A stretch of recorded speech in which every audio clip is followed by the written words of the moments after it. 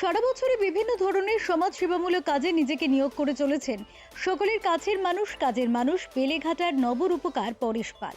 রবিবার সকালে অল খেল ফাউন্ডেশন ও আমরা সবাই ক্লাবের পরিচালনায় আয়োজিত হয় স্বেচ্ছায় রক্তদান শিবির, যা কার্যত উৎসবে পরিণত হয়েছিল।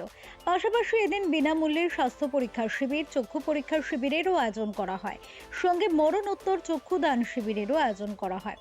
এছাড়াও এলাকার প্রান্তিক মানুষদের জন্য শীতবস্ত্র ও শববাহী গাড়ি প্রদান করা হয়। এদিন এই কর্মসূচি উপলক্ষে বসেছিল চাঁদের হাট। উপস্থিত ছিলেন বিধায়ক স্বর্ণকমল সাহা, উপমহানাগরিক অতীন ঘোষ সহ অন্যান্য বিশিষ্টজনেরা। এদিন পরেশ পাল জানান, মুখ্যমন্ত্রী মমতা বন্দ্যোপাধ্যায়ের উদ্যোগে তার এই কর্মসূচি।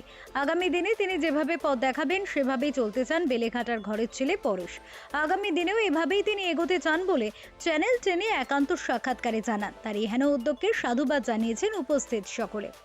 বছরের প্রথম দিনগুলোতে মানুষের যেরকম করা উচিত, হওয়া উচিত, সেই কাজগুলো আমাদের এখান থেকে সব নিদর্শন। মানুষের ভালোবাসা, মানুষের কাজ, মানুষের জন্য মানুষ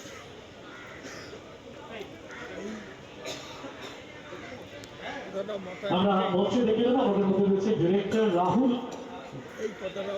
মাথার মধ্যে রেখেই আমরা এই সমস্ত কাজ, সমাজসেবামূলক কাজ তারা বাংলা জুড়ে হচ্ছে। এবং আমাদের মেইন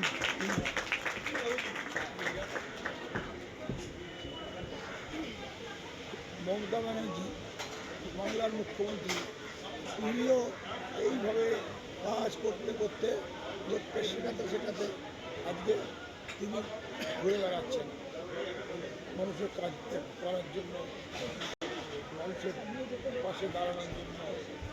এই সব তৈরি আমরাও এসে কাজ এই পেছনে সবাই পেছনে যদি কারোর মস্তিষ্ক থাকে, তার নাম হচ্ছে মমতা ব্যানার্জি। তার আদর্শেই আমরা আদর্শ নিয়ে চলি এবং কাজ করার জন্য সবসময় তৈরি থাকি।